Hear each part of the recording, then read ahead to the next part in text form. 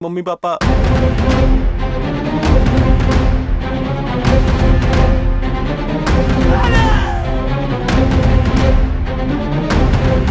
वही हुआ अंग्रेजों जिसका मुझे डर था। पुलिस ले गई उसे। किसी भाई ने भी इस घटना के बारे में कोई भी जानकारी हो बिना डरे थाना में आग बता दियो।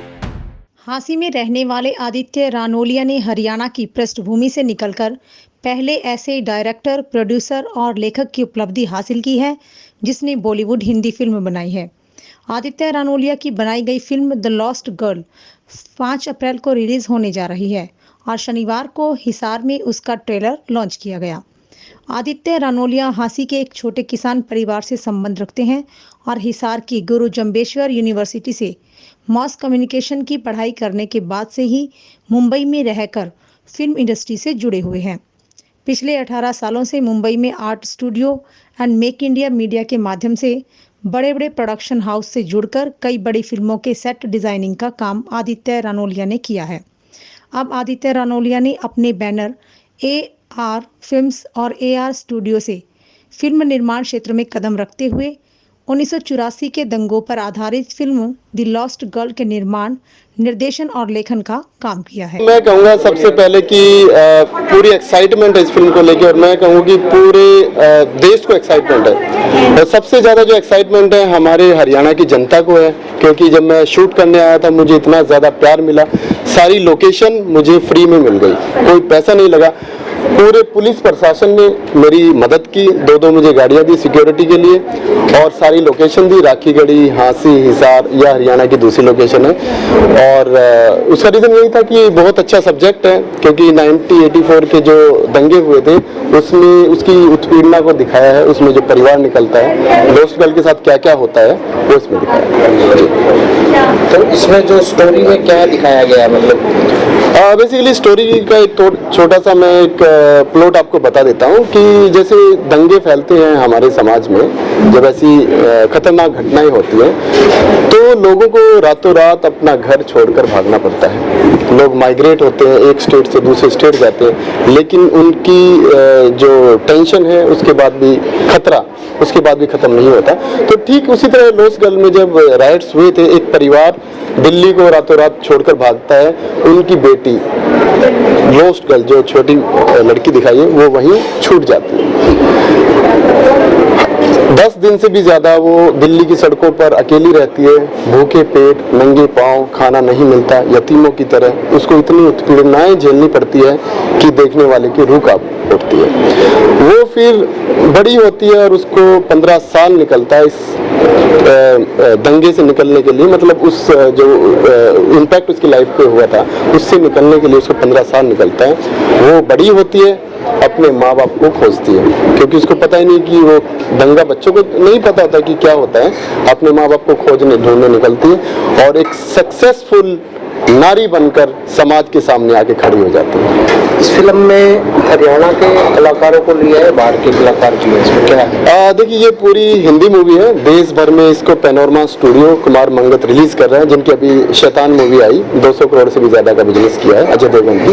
तो वही सेम डिस्ट्रीब्यूटर हमारी फिल्म द लॉस्ट गर्ल को रिलीज कर रहा है। और इसमें जो मैं हरियाणा की भूमिका बताऊं, जो पूछा कि कलाकार कितने, इसमें सब कलाकार हैं, मुंबई के कलाकार और हरियाणा के कलाकार, सब ने इसमें काम किया है। यहाँ के कलाकारों को लेने का रीज़न ये है कि इस स्टोरी के अनुसार जो माइग्रेट हुआ था दिल्ली से, बहुत सारे लोग यहाँ पर आए थे, तो वो जो मुझे ऑथेंटिसिटी चाहिए थी, जो मुझे रियलिटी चाहिए थी, वो यहाँ के कलाकारों में मुझे दिखा।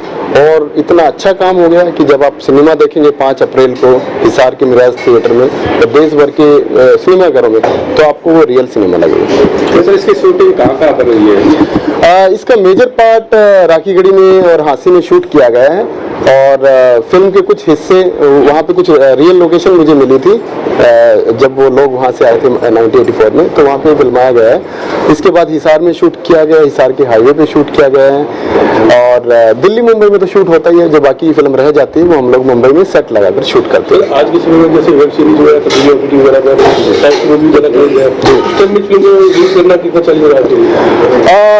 सिनेमा थिएटर में फिल्म रिलीज करना एक बड़ा चैलेंज होता है, क्योंकि उसमें जो फाइनेंशियली जो खर्चे होते हैं वो OTT से बहुत ज़्यादा होते हैं।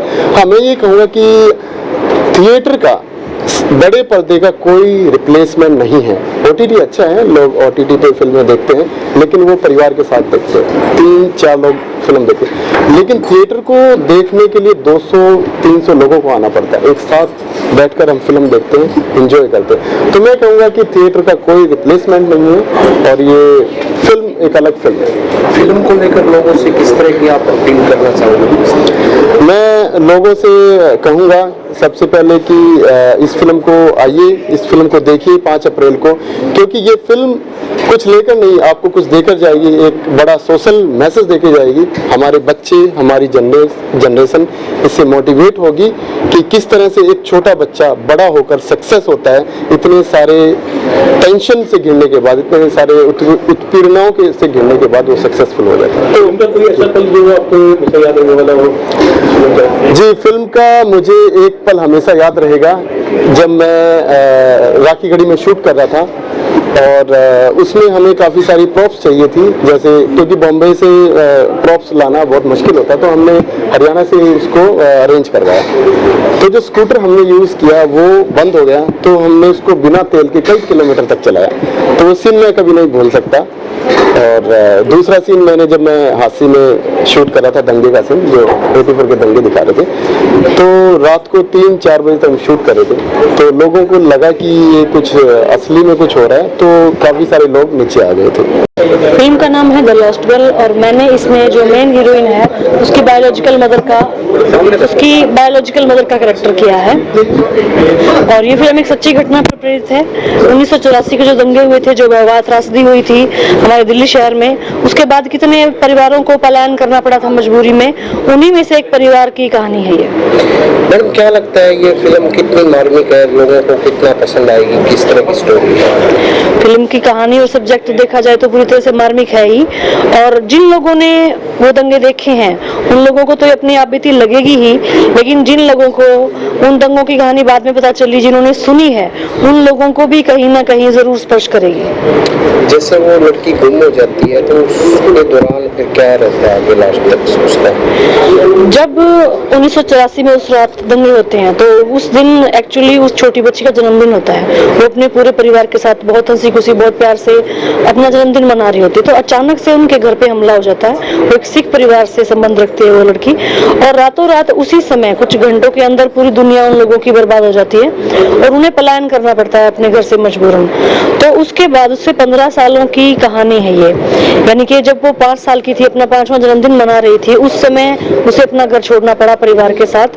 लेकिन रास्ते में माँ बाप भी उससे एक दुर्घटना में बिछड़ जाते हैं, वो बिल्कुल अकेली हो जाती है, भूखे पेट नंगे पैर वो यतीमों की तरह सड़कों पर भटक रही है। फिर कैसे उसे एक गांव में आश्रय मिलता है, एक परिवार उसकी मदद करता है, उस गांव का समाज आगे आता है, और किस तरह से वो अपनी आने वाले 15 साल का जो सफर है वो तय करती है, उसी पर आधारित है।